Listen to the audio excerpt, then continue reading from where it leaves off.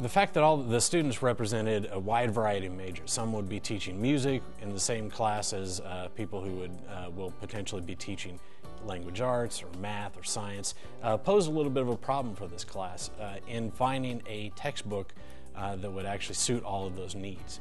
So I started looking at textbooks, and I had to keep in mind that it's a 1 credit hour class. So a textbook that was in, I had to be sensitive to the price of it. What I decided to do at the time that I was teaching this class, I was also using a few different technology systems, generally called social bookmarking tools. The ones that I was primarily using was one website called dig.com and another website called Delicious, and they both have similar purposes but different ways of doing things. Basically, the dig.com website worked by letting a whole set of users, a large user base, contribute links with a short description to a larger collection, and then other users would rate these, usually by something as simple as an up or down vote. They would say, I like it or I don't like it.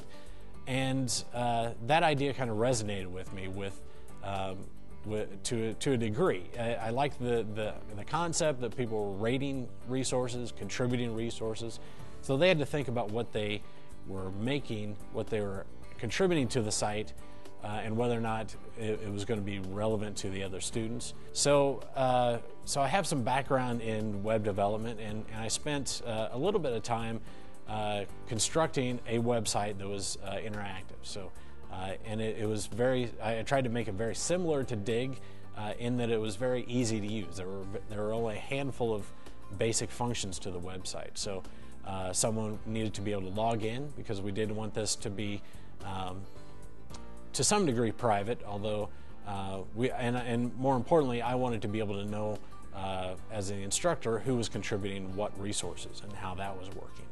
So throughout all of this, at the end of it, I wanted to be able to look back and have some information, some data that would tell me whether or not this idea was successful. And one measure of that was, how frequently were students participating, and what did that look like? Just looking at their usage of the website. And what I ended up doing was requiring students to post one new article per week, one that they found, and then read and review 2 others.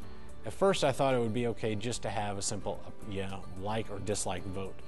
But then I thought I wanted to add a little bit more information about that to really solicit from them and require them to think about why they like something. So I used a rubric that was other teachers had used for evaluating websites within teacher education programs. So I simplified that, put it as an online form, and then again, someone would say, click on a button that said, vote up or vote down, like or dislike, and then they would choose, and then they would give some other information about what supports their vote. What the data showed was that students over time became more critical of their work. So. And they also saw value in it. So at the end of the semester, I had students asking if this site was going to be available to them the next semester, or would their access be cut off at the end of the course, which was really something I hadn't considered prior to that. So as compared to a textbook where they can keep a textbook, or they can sell it back to the bookstore and get some rebate on that, they started to think about this website as a collection into itself, and they wanted to see how can they take that down the road. So I ended up leaving this whole collection online, and then the next group of students simply added to that growing body of resources. But this completely changed what happened in class with regard to how they're interacting with just the information about the course topics. And on top of that, they didn't have to pay a dime for it.